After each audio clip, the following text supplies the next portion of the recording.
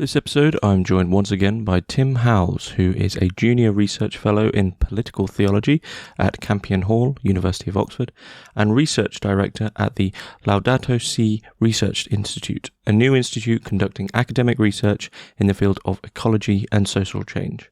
He is also an ordained priest in the Church of England. In this episode, we discuss Bruno Latour's text, We Have Never Been Modern. I'd like to say a big thank you to all my paid patrons and subscribers for making all of this work possible. And if you would like to support Hermitix and gain access to some exclusive content, then please find links in the description below. Otherwise, please enjoy. Yeah, Tim Howles, thanks very much for joining us once again on Hermitix podcast. Thank you, James. It's great to be back. So you emailed me, it's quite a while ago now, but emailed me about potentially doing a series on the works of Latour. And I sort of thought on that for a while and obviously wanted to do it and didn't know where to really begin. So we've begun somewhat at the beginning with the text We Have Never Been Modern, which is published in 1991 in French, and then 1993, the translation in English by Catherine Porter. I'm assuming it's the same translation throughout. So that's what we're going to be discussing today. And a lot of people, as I said to you before we started, a lot of people have been asking for episodes on Latour and Latour's work, off the back of all the SER episodes in the SER series.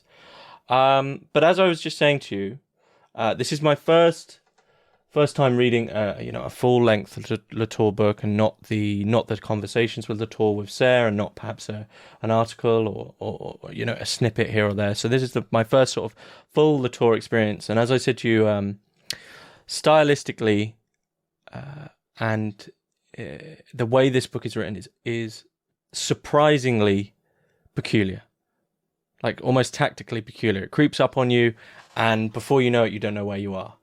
But before we do jump into the book, I know you have quite a long relationship with Latour. So where did you first come across Latour's work, and how did that relationship with his work, and I believe with Bruno Latour himself, grow throughout the years? Well, I encountered Latour through my doctoral studies and ended up writing a dissertation in which I advocate for a reading of Latour as something of a spiritual philosopher. So I examine what I call his political theology, and really am amazed by his willingness to engage on topics of religion in the public sphere, which I think is quite unique for a contemporary French philosopher. It's certainly strange.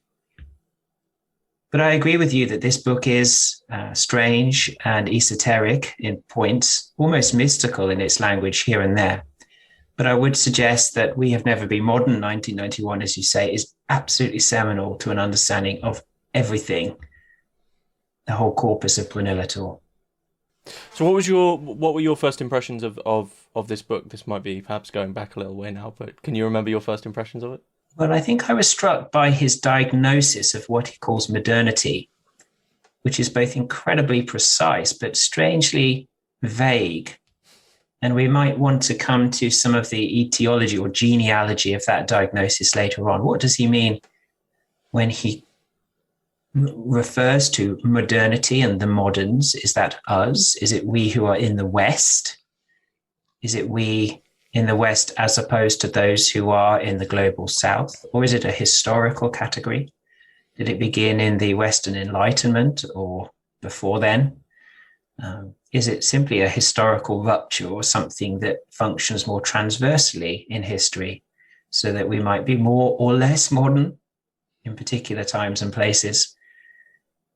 But as you know, it goes off into a hugely ambitious diagnosis of what that means, not only in terms of politics or culture or social life, but in terms of epistemology.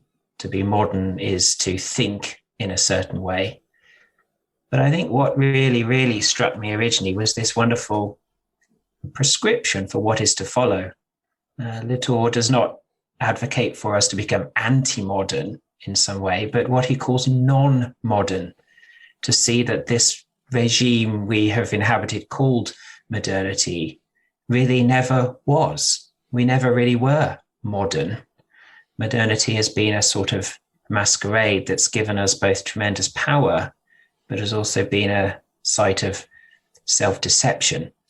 So at the end of the book, he moves on to something much more positive and prescriptive for the future. And that's what I think he goes on to work out in many of his subsequent works. Mm-hmm. Mm-hmm.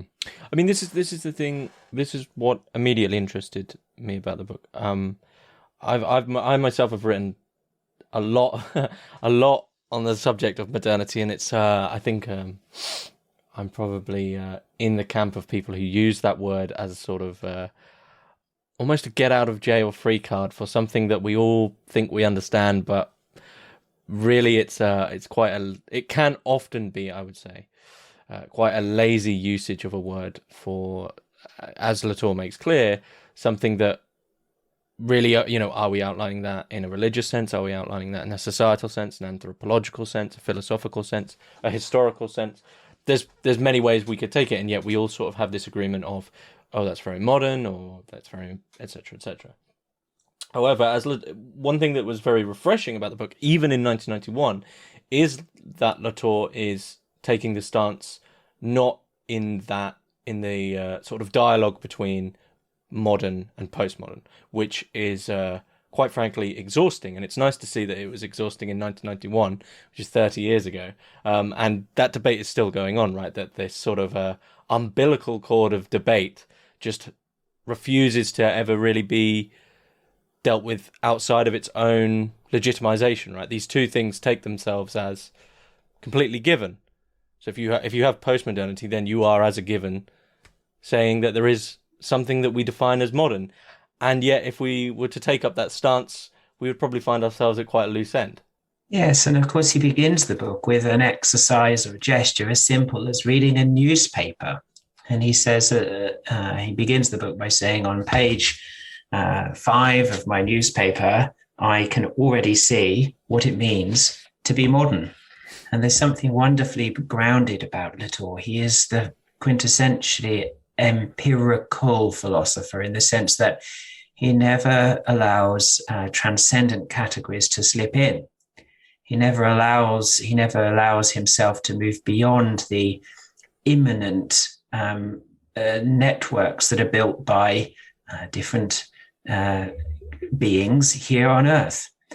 And in some ways, what he thinks modernity is precisely the opposite of that. Modernity is a slippage upwards into transcendent epistemological categories. And that's where he thinks originates both the dynamism of modernity, its great ability to sort of get things done and move forward in tremendous achievements in history. But it is fundamentally deceptive because it's not a depiction of ontology as it really is, this immanent flow of beings in networks. So do you think Latour sees sort of an inherent superiority in the language of modernity, in the way that it speaks about itself? He thinks modernity has been able to achieve or tell itself that it's superior to other cultures, and it does that by bundling up this Serre-like complexity of the immanent world into what he calls purified categories.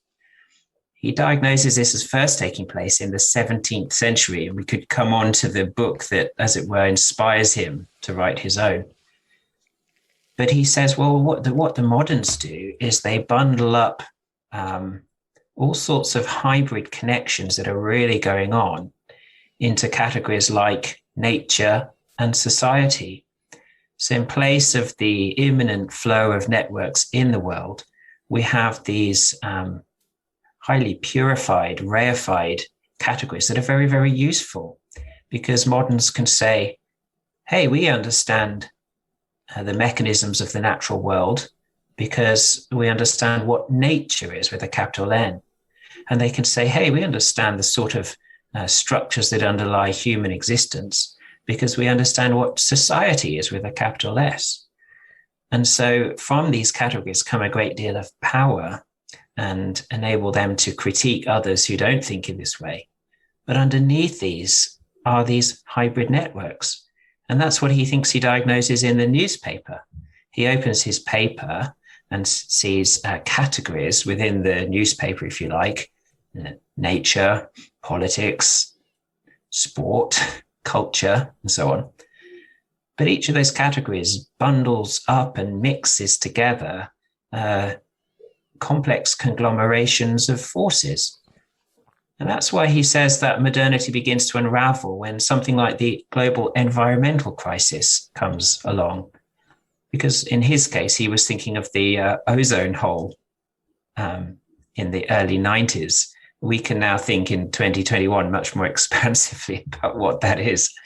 But he's saying as soon as you begin to look at this so-called environmental crisis, you see human and so-called natural factors all the way up and down. There's no way you can begin to think in the era of the Anthropocene in terms of sort of the mute inert forces of nature, because those have been infiltrated and affected by humans right the way down.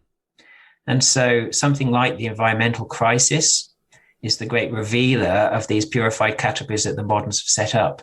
And it begins to compel us to ask difficult questions about who we are.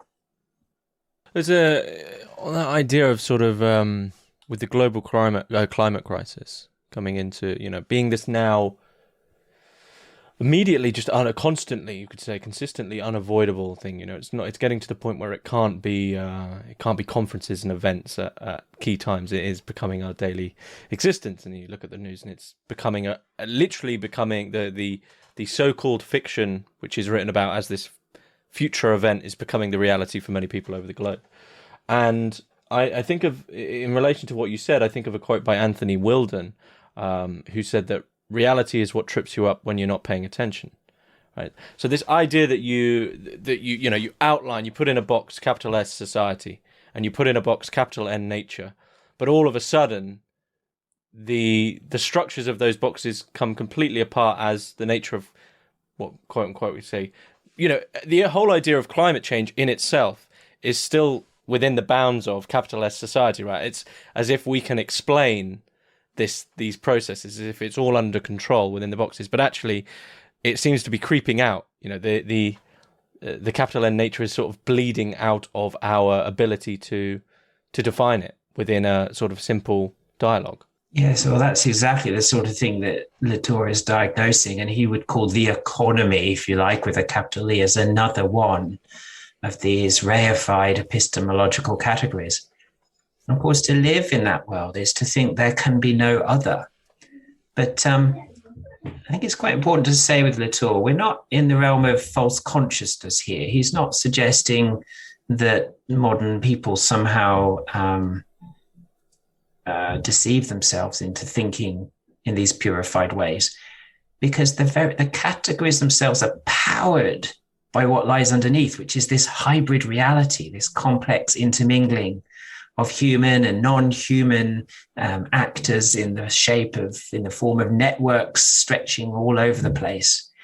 So what I think is unique about his contribution is he certainly identifies these overreaching epistemological categories, as many of the postmoderns do, but he points out what really lies underneath and what enables us to think in those ways, what enables us to sort of think of the laws of nature, and for scientists to go off and capitalize on those fixed and regular mechanisms, what enables sociologists to think of the laws of society and to go off and write great treatises on the forces of globalization or secularization or whatever, is that we simultaneously purify and rely on the translations that lie underneath. So it's that sort of double lock that's being diagnosed by Latour. We rely on all those imbroglios of actors underneath, but somehow tell ourselves and capitalize on a purified reality.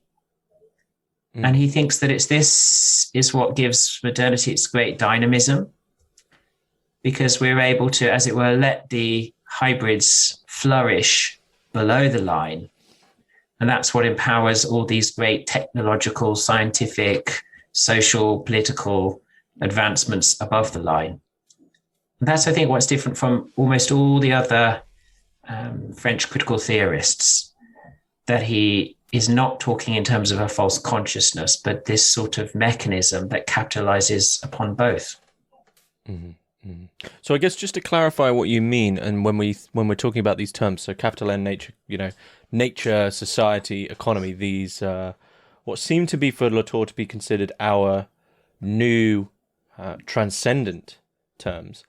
Are these then for Latour? Are they simply sort of linguistic free floating signifiers that we've reified? Right, there isn't actually anything in them for us, but we've sort of compounded them so much that their meaning is free floating, but we rely on them almost as like almost icons of the modern world, right? We rely on, it's to do with the economy, and we quote unquote understand that. Or is there something genuinely more to them for Latour, metaphysically speaking? He is not a relativist disappearing into the clouds in endless convolutions. He is a realist. He is a metaphysical realist who would claim that the phenomenon of nature really does exist. He's not denying the laws of nature. He's not denying the forces of gravity and so on and so forth.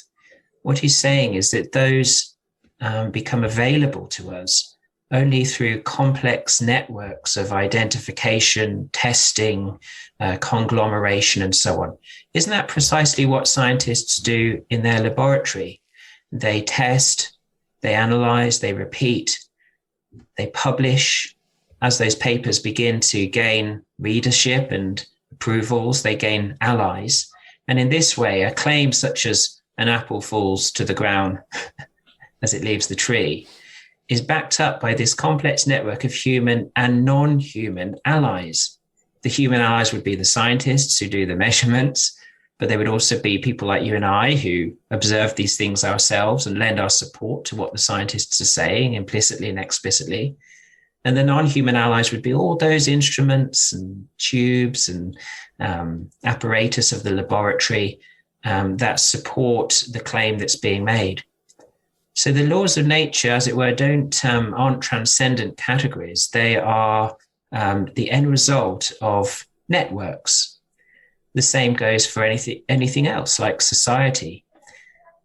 It might help to go back to really what he sees as the origin of all this, if you like, which is this debate between the scientist Robert Boyle and the political theorist Thomas Hobbes way back in the 17th century. And in the book, he picks up a book that had been published just a few years before his by Stephen Shapin and Simon Schaeffer, the very famous Leviathan and the Air Pump, Hobbes, Boyle, and the Experimental Life, that maps out some of this debate. That's a book in the history of science, really. And what Latour says is, look what these two actors are doing. They're doing something brand new in the history of the world. Robert Boyle is performing experiments in a laboratory. He's describing, if you like, hard matters of fact, the pressure of gases.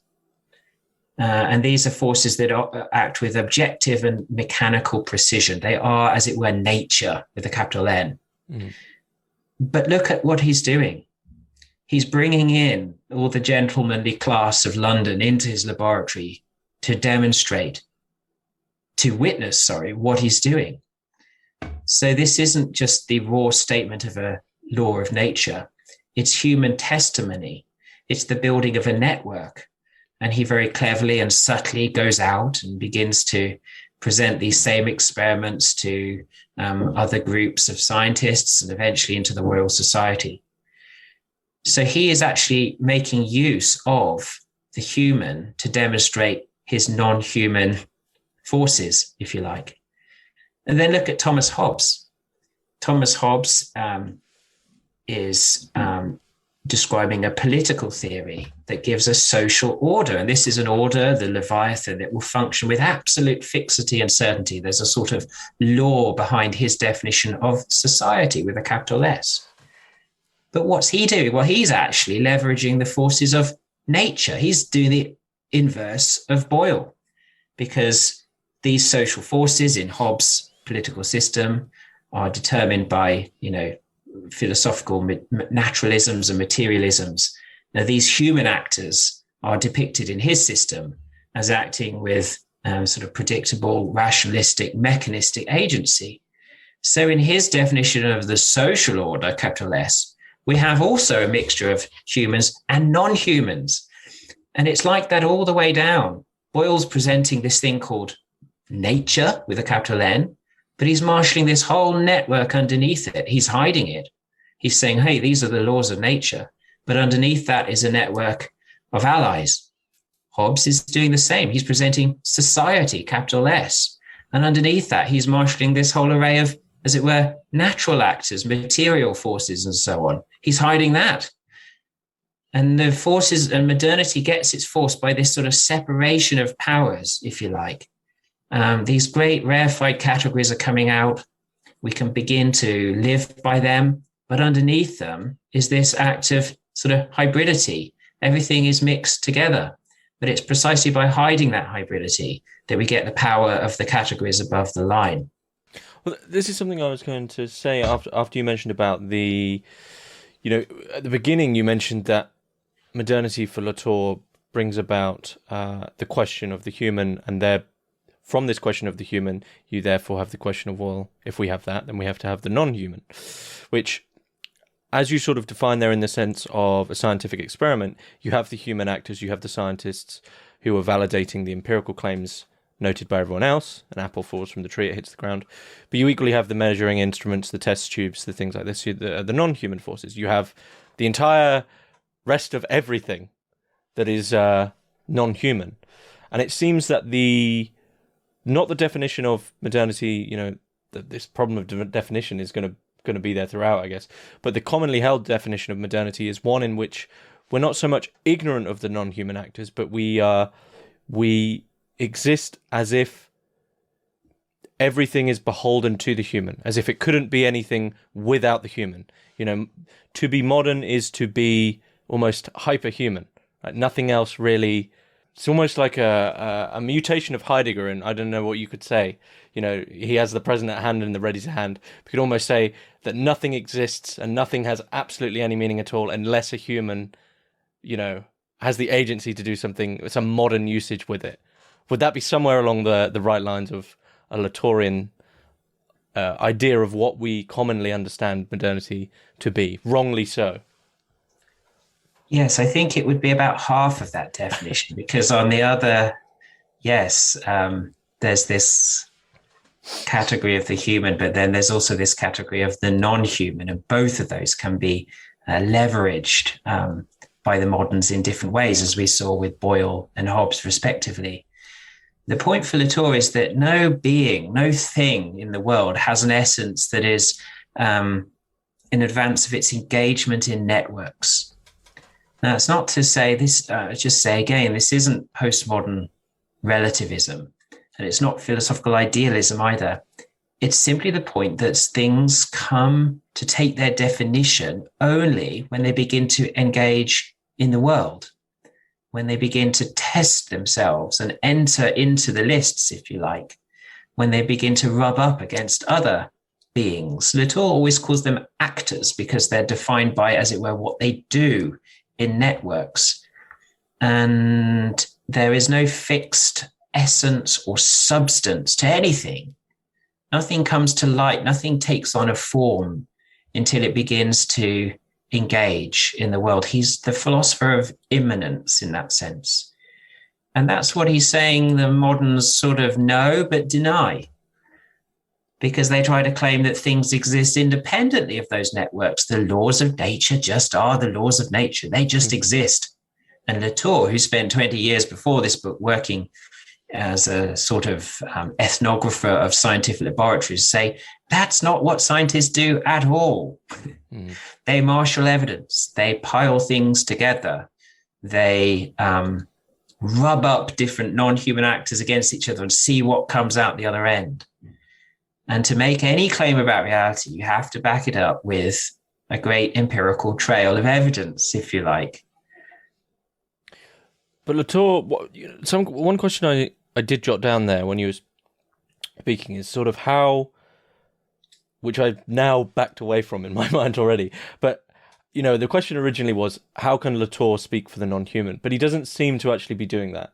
He doesn't seem to be speaking for the non-human. He's sort of stating, he's not speaking for the other, if we were to talk in those terms. He's simply stating that they are there, and that to be ignorant of them is to enter into, what we would consider the Anthropocene, which itself is to enter into, once again, as you brought in Hobbes, the point that Latour makes about Hobbes is that almost his entire system of contract is held together by its own self-justification. It creates these concepts which then bolster its own claims, and there's not really, that's how the whole system works. So it seems to be that Latour isn't really speaking for the non-human. He's not trying to perhaps give it a voice, but he's simply stating that it's there. Well, I think that's very well said indeed. Latour would say, non-human actors don't need a spokesperson like me. Look at how they act in every direction. As small as they are, they can make an impact. One of his great examples would be something like a war effort. I think he wrote this anecdote during some time in the invasion of Iraq in the early 2000s, but he would say, think of the war effort that was put together by the Americans and Allies. Huge political regimes mobilizing human resources in all sorts of directions, technology, science, all of these things, as it were, are put together in this great network. And out of the other end of this network comes this war machine, if you like, that can invade a country like Iraq. But all it takes, any actor can make their voice heard if they enter into that network. So think of that termite, or whatever it might be, that attacks one of the crucial phone lines going through to the front and breaks the whole line. That little termite, or whatever it might be, can make its voice known as loud as the President of the United States if it enters the network at the right point. And so any sort of definition of reality is highly fragile and provisional, really. Any movement, any political movement, any cultural achievement, any religious belief has behind it this huge array of allies, he calls them, and they need to be held together in a network if the whole thing is to stand. And that's what he thinks the moderns are able to do in this clamorous way with these sort of categories of nature. Nature, as it were, pretends to be this inexorable force that has no contingency behind it. But he's saying, well, actually, it's not the case at all, because for nature to function, it requires all sorts of technological, scientific apparatus to make it visible and to begin to mobilize it for human use. And the same with any other category that you choose, society or economy or whatever else. So he's really asking us why. One of my favorite quotes of all of Latour comes in a 2006 book called Reassembling the Social, where he has this little vignette and someone says to him, what is the lesson you want us to learn, Professor Latour? And he simply says, details, please, more details. And I think that's the motto for Latour's work. Look at the great complexity of hybrids and of hybrid networks that lie behind the categories that we rely on as modern people. I may be crossing a few too many philosophical wires here, but I don't know all of Latour's influence is nowhere near enough, so this may be completely missed the mark. But when you speak of Latour saying details, I think of Bergson. I think of that real, almost impatient need for precision in philosophy and preciseness and context, which does come through in Latour from, we spoke about in the email about the French epistemological scene, people such as Bachelard, and this idea of context within, especially within the philosophy of science. But do you think that, and forgive the quite heavy question, do you think there is a difference between what, say, someone such as Bergson would say we need more precision, and what do you think it exactly is that Latour means by details? Do you think it's context? Do you think it's realist details? Or is it something else altogether? I think you're quite right to mention Bergson. In Latour's case, it is not actually Henri Bergson, but one of Bergson's great friends at the time, Charles Péguy, turn of the century French poet.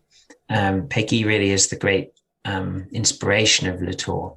And Péguy, of course, was constantly, through his poetry and dramatic writing, was constantly encouraging us to see the patterns of the empirical world, if you like. So the detail Latour was asking us to consider is, are the flows of actors down here on this earth, and to be cautious of prematurely unifying them in a category. And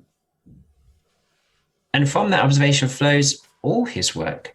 Because if you fast forward to his more, let's say, his work of the last 15 years or so, which has been heavily involved with questions of the Anthropocene and the environmental crisis and so on, he's saying this is another opportunity for us to step back and to ask what it is that really has caused this crisis and what could get us out of it.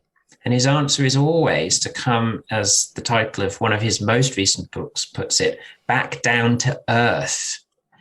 It's in some way coming back down and dignifying the agency of all the actors, human and non-human, that constitute our reality. And it's when somehow our sort of metaphysics, if you like, or whatever, becomes supervenient upon those voices that we get into trouble, because that termite will suddenly come along and cut the crucial line, and there'll be no more dynamism, as it were. So it's a constant refrain to come back to the empirical configurations, the mixtures of humans and non-humans that underlie everything, and indeed to trace some of the patterns in which they combine. Because it's those patterns really that determine the sort of end product. So, you know, whether something is of a scientific type or religious type or a cultural type will be determined by the sort of patterns that these human and non-human actors pick up. But one thing that's really important to say, and this might help the conversation sort of go forward in a more practical way, is that he's really saying, well, look, what happens with modernity? If you want to take modernity as taking place in this, let's say, in the 17th century, in a sort of era of Descartes and Hobbes and Boyle, we're saying you get this great rupture. For the first time, modern people begin to sort of leverage these purified categories, and it begins to drive forward all sorts of scientific technological advances. What that means is that they sort of have this narrative of themselves as having started with this great big bang rupture moment, you know? So everything that came before that was hopelessly archaic, because people before then were still messing around in this pre-modern sense with, different hybrid realities. You know, so when it came to science, they got all that mixed up with, divinities and cultural forces. Everything was mixed up, and there was no dynamism, because wherever they looked, there was some religious reason not to move forward, or some cultural or social reason not to move forward. They lacked any power. It was only when, modernity came along and those categories began to be purified that things took off. So modernity is very dangerous, really, because it creates this narrative of emancipation, that before the moderns are the only ones moving forward and getting things done in the world. And the pre-moderns were archaic and benighted, but also those who are not modern in our contemporary world, let's say the global south. Oh, look at those people, we say. How hopelessly mixed up they are in forces they don't understand. Look at those. Look at the politics of sub-Saharan African countries that are so mixed up with issues of, society and patronage, and look at those. Look at those Aboriginal people who still, measure the calendar time in terms of actions of the gods. We're the ones who've purified ourselves of all that. We have this sort of linear history now that's moving forward. We know absolutely where we are. everything is moving forward, and there's an arrow of time that we're following. And of course, that's what he thinks has been disrupted by certain recent events in politics, but particularly the environmental crisis. It's turning all of those certainties on their head once more. There's so much in that I sort of want to comment on. Firstly, I think a big question that I've wanted to ask throughout. So it's tackling this idea, as you mentioned, from the modern perspective. You look at these third world countries, which is what we name them, which is also named because of our understanding of the capital E economy, and we have our understanding of them. But this seems to then put forth almost a social philosophy of negation, right? And Latour is saying that that's a very dangerous philosophy, to say, right, they're not modern, therefore there has to be some sort of almost, shall we say, subtly not,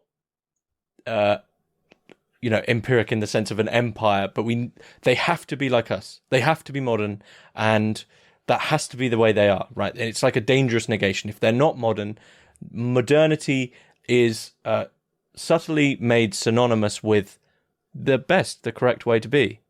The only way to be. Shall we say the obvious teleology of the Enlightenment. We've got it worked out. Why aren't you here yet?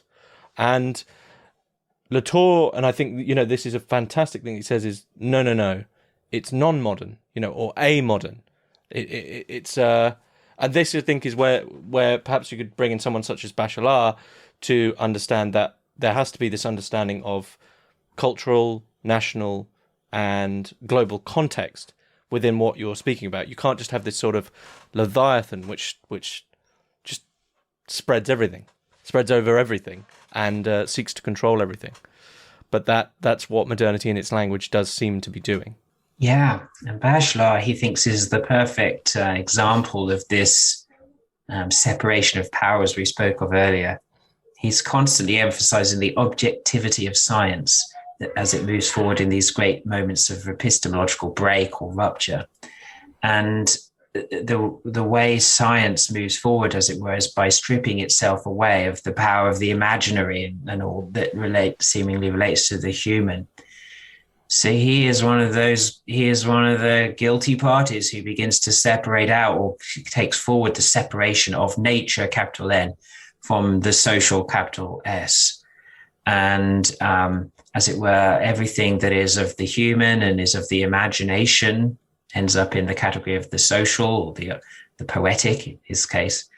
And science then becomes free to move forward according to its own fixed, inexorable laws of motion. So he's breaking.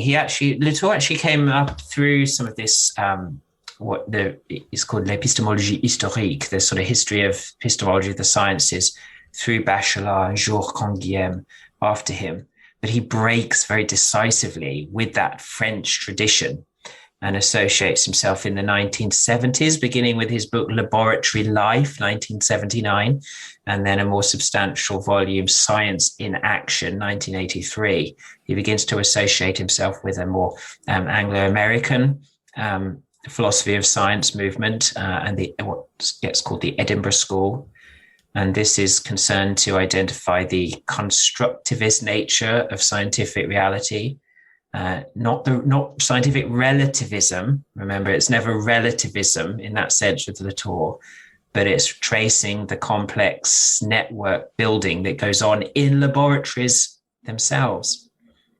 Great example of this was in the, do you remember that crisis of, I think, the mid-2000s, the email leak from the University of East Anglia? Mm-hmm. So this was a leak of emails from the climate unit of the University of East Anglia. It was doing sort of the most cutting-edge work on climate science at that time. And somehow a leak of emails came out there, and it was full of scientists saying, "Hey, Jim, that graph you sent me on CO2 emissions, is that really right? What about this point here?" And another email saying, "Yeah, Fred, I wasn't so sure that was right, but I looked at this and I thought maybe that." And the Daily Mail and everyone else seized on this as an opportunity to say, hey, look, the scientists don't know. They're not even sure about the reality of climate change. So why should we be? Latour would say, well, that is the definition of good science. Good science is that which is tested, rebutted, assembled, configured in a laboratory environment. The more doubt there is, the better the science, because nothing there has been prematurely unified. Everything has been tested, and the network has been assembled in a complex way. There's been care and attention paid to the claim about climate science that comes out the other end of this network. So Latour is sort of criticizing this sort of Kuhnian notion of an epistemological break, that science sort of leaps forward in these great moments. Science creeps forward in this slow way by the assemblage of networks. Mm-hmm. Mm. One question that I think is perhaps important, and I know it comes up from memory. It doesn't come up super clearly, but prove me wrong. Because there is this, historically speaking, this belief that modernity begins with the Enlightenment, begins with figures such as Voltaire, etc. People, these extremely rational and reasonable men who believe they've got it all right, and that's where these things begin, and that's where we began to be on the right track. And of course, that also coincides with an increase in an acceptance of the fact that there may very well not be a God, or the fact that there definitely isn't. Right, a wider societal acceptance of atheism or secularism. And does Latour see the history of the development of modernism coinciding with a clear sort of alteration in our common understanding of religious thought? Because there is this very interesting quote: modern men and women could thus be atheists even while remaining religious. So it seems that for Latour, in this history that he's speaking about, which is the development of the human and thus the non-human, but also this move into a commonly understood definition of modernity, there is equally an alteration in the change of our religious being, so to speak, the way that we are religious. Well, I do agree with that. I think the concept of God is crucial in this whole equation. If you remember, we said that to be modern is to have created these purified categories that play on transcendence and immanence simultaneously. Mm-hmm. And we make the claim that something, as it were, is fixed, stable, independently of human activity, and yet underneath that are these sort of foaming networks of reality.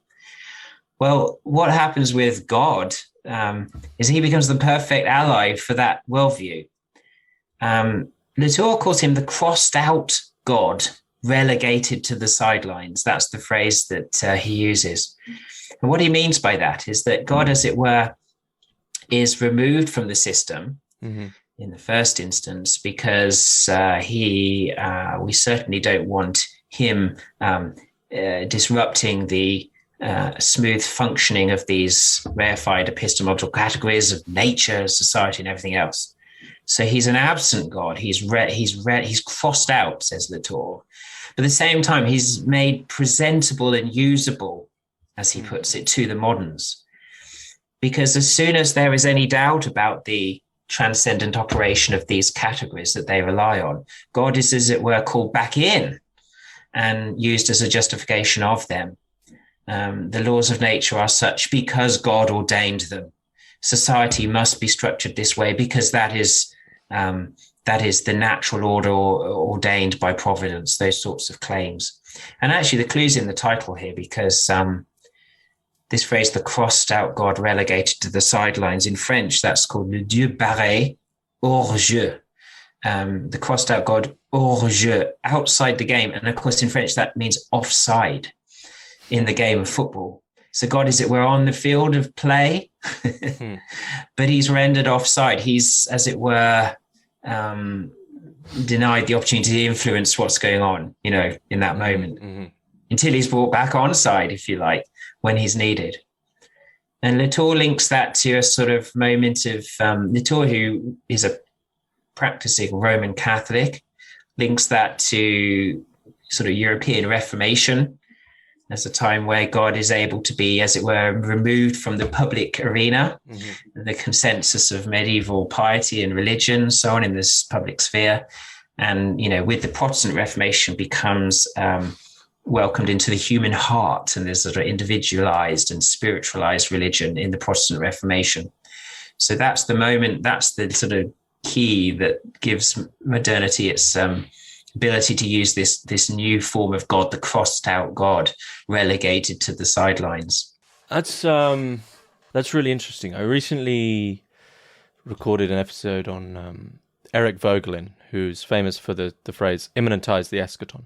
Bringing all these the ideologies which wish to bring the divine into the material world. God is then gone, and the end goal is then in the material world. But this is very peculiar, because in doing that, Vogelin makes the point that in doing that, the divine is it ceases to be. You no longer have the transcendent.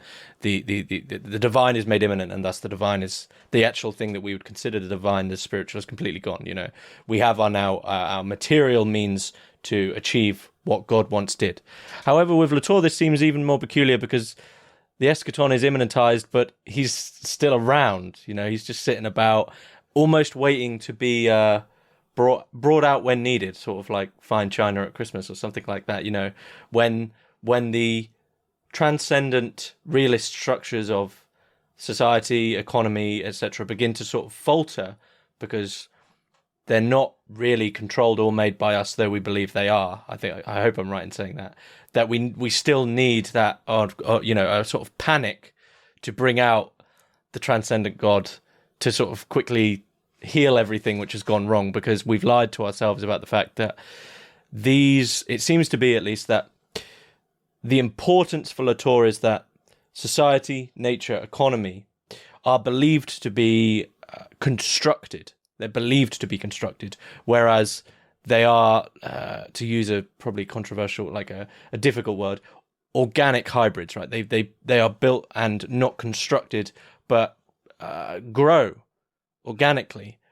And it's, I guess you could sort of almost use the language of Deleuze. In their organic growth into sort of a striated thing, we then begin to believe, oh, well, we must have control over them. Look how organized they are. But that control really has nothing. We don't have control. We just spot an organization. And then when that begins to falter, we need to bring out the God which is sat on the sidelines. That's very interesting. But what happens to that God in the end? That diminishes that diminishes religion, though, doesn't it? It diminishes faith. Well, we must do another episode on his religious thought, perhaps. He wrote a fascinating book in 2002 called Rejoicing, where he sets out his vision of what religion really is. But it's absolutely right to point to Vogelin. Latour has increasingly referred to Vogelin in his own work. And of course, what Vogelin says in something like his essay on political religions of 1938 is that when the eschaton, when this great final all-completing end is brought back into the present, it becomes available as a power to anybody who has the wit to use it. So in the case of the Nazi regime, they were able to leverage the concept of transcendence, if you like, in the person of the Führer. Mm-hmm. And that gave totalizing power. And of course, that's exactly what Latour is diagnosing in modernity, albeit not with always such nefarious consequences. It's when you sort of bring in, and when you bring in these overarching categories of transcendence into the present, it gives you great power, because you can say, I know what the laws of nature will do. I know where history is going. I know what the end is. And you become a sort of prophet of the end, and therefore accrue great power to yourself. True religion for Latour is very interesting, would be the opposite of that. True religion would be not the sort of not traditional Christian metaphysics of religion, if you like. It's not debates on the essence of God. It's some value that comes into our lives that renders us careful, is the word he usually uses, and attentive to the networks that really exist. So, the opposite of the crossed out God is the real God for Latour, who comes in and says, look at the world. Where are you in this network? What can you do to take this network forward responsibly? Or where are you, as it were, hijacking that network with your own transcendent agenda that is presumably in the interest of your own power? And this is a vision of religion that he gets out of Charles Péguy, and it has a problematic relationship to Orthodox Catholicism, if you like, because as soon as you begin to talk about transcendence with a capital T, you're in trouble, because you're liable to lapse into precisely these mechanisms of modernity, this collapsing of complexity into these purified categories that serve you and your tribe. Mm-hmm. And that's the difficult, I guess it's a bit of a digression, but that's the difficult Christian message, that your life isn't about you. And in creating in abiding by these categories, you begin to abide by the idea that everything is within your grasp. And in the Vogelin sense, these movements become Gnostic. These movements are Gnostic in that sense, that they then become God themselves, as the National Socialists did, or et cetera, et cetera. And Gnosticism is an escape from the world, isn't it? It's a dualistic worldview that seeks to get you out of this material world into somewhere else. And so for Latour, religion is exactly the opposite. At one point he says, the essence of religion is to squish your toes in the mud. It's a really beautiful phrase. And that's why, actually, I'm writing a monograph on Latour at the moment, and I really believe that he's this sort of spiritual thinker, if you like. Because I think there's a sort of value to religion that actually drives care and attention to these networks. And of course, these networks can flourish in all directions. So there can be political facing networks, or cultural facing networks, or artistic facing networks. But what religion gives you is this attentiveness to their composition, he would say. Mm-hmm. And he would think that something like the idea of incarnation is the proof of that. It's very interesting, because if you said before we began recording that you see it almost as a spiritual text in a way, and I guess myself, I'd take the modern world as something which, if we were to begin to discuss what modernity is in that commonly understood sense, then I think you'd be hard pushed to prove to anyone that it was anything but secular. So in that sense, and I don't mean to sort of put words in Latour's mouth, but we have never been secular is an extremely interesting idea. I don't think we have ever been secular. If secular is this sort of neutral space, is it, from which we can adjudicate fairly, everything? Where has there ever been that neutral space? Modernity has aped sort of religious terminology in all sorts of ways, and I think actually, I don't think this book is a religious text at all. Mm-hmm. But Latour is saying that secular modernity, is the ultimate religion, because it is wielding transcendence, and it does so with no accountability to the immanent world underneath. Well, it's interesting because it sort of ties in Vogelin and many of the things we've spoken about, is that, and don't quote me on this, people will have to look it up, but so apparently the etymology of secular is closer to what we would now understood as appropriation. So, or reappropriation would be more. So what the modern world is doing is saying, that looks very useful, but we don't need all that. We don't need all that stuff, right? We don't need the stuff which means we don't really understand the whole picture, right? There's much in scripture and there's much in catechisms which would explain things somewhat empirically to us, but there's almost always going to be a point within religious and the idea of faith, to think of Kierkegaard and the leap of faith. There's always that, that's what faith is, right? And what's the etymology of religion? What's the etymology of the word religion? It comes, the etymon is something like linkage, connection, and so on. I'm just going to give you, if it's all right, I was just looking up a quotation from the work of Michel Serres. This comes from The Natural Contract of 1993, was it? So here's a quote from Michel Serres. He says this: "The sublime word our language opposes to the religious in order to deny it is negligence. Whoever has no religion should not be called an atheist or an unbeliever, but negligent." So Serres himself identifies religion as somehow having this power of sort of drawing our attention back down to earth, and reminding us that we are ourselves finite and immanent, and our power only ever comes in the form, in our insertion into a network, into an assemblage, into some grouping with other actors, human and non-human. It's only as that network extends that agency is dispersed, or agency is becomes possible. I mean, this is getting a little bit away from the diagnosis of we have been modern, because all he offers in this book is the diagnosis of the negative God of the moderns, this crossed out functionality. He gets that from Derrida, of course, whereby moderns simultaneously remove God, but call upon him in order to justify their own transcendences. And that is absolutely a sort of Virgilian type point. Mm-hmm. Okay.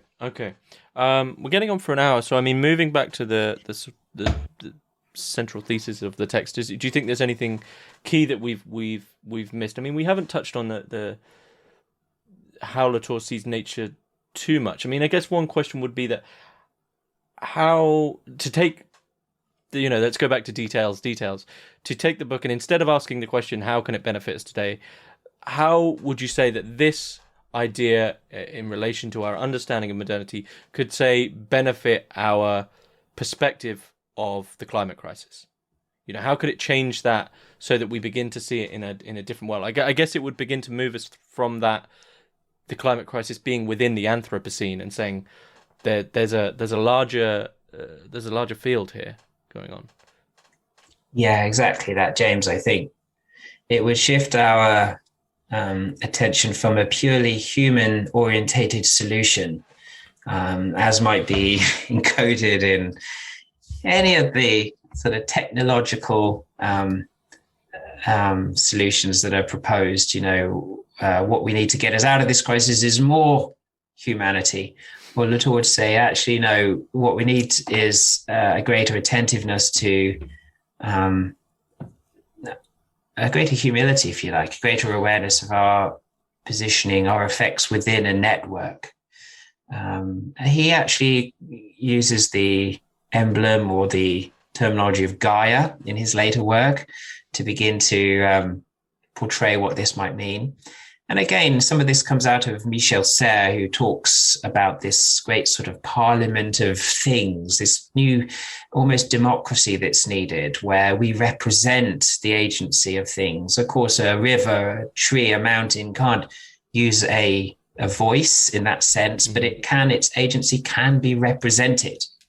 And it's when we begin to represent those agencies that we begin to dignify them, see their impacts, their rights, if you like, and how we can cohabit with them.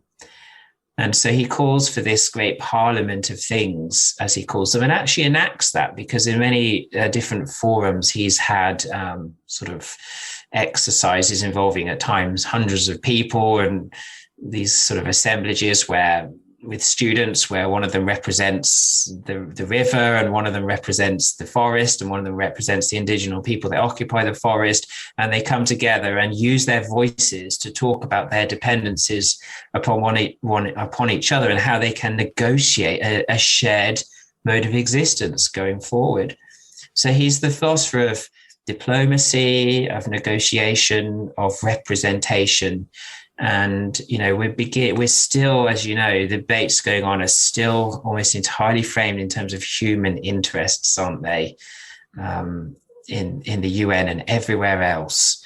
And he's saying you need to expand that vision to the whole conglomeration of actors that lies beneath the line. And only when you do that will you begin to sort of have this negotiation for a better life together. Mm-hmm. Well, many of these debates seem to always spiral around the same paradox, which no one, it's just my own opinion, but that no one wants to seem to admit to, which is they all basically are saying, how can we eat our cake and have it too? So I guess in the words of Latour, it would sort of be like, how can we save the non-human but still be absolutely human on top of them and use them up all the time? You can't have those two things, I think, and it seems to be that there has to be sort of something to give way to say, look, that we might have to make a sacrifice in relation to the non-human. We don't just get to be human all the time. Yeah, that's lovely. Yeah. Yeah, I mean, I think that's a good place to finish up, unless there's anything you'd like to add about the text. No, that's terrific. And we were saying before, weren't we, James, that it is a difficult book, but a rewarding one.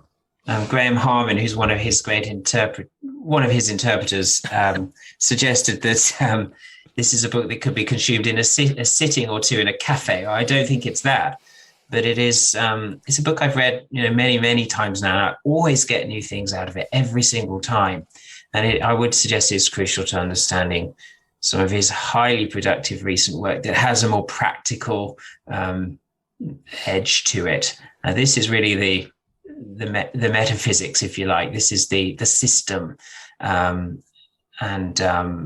from this you would want to go and explore a book like Facing Gaia or Down to Earth, some of these recent ones, to see some of the outworking of this in terms of politics and society. Do you think it's a good place to begin for someone new to Latour? I think it's a good place to begin. The magnum opus was published a few years ago called The Inquiry into the Modes of Existence. And that's, I think, an absolutely, I think that book, which dropped somewhat stillborn from the press, is going to be, have a clamorous reception in the years ahead. That's the entire system. And that's where you want to end up in your reading of Latour. But I would start with We Have Never Been Modern and see where it hits you, and then trace some of that thought into the later works. Okay. Sounds very good. Yeah, Tim Howles, thanks very much. Thank you.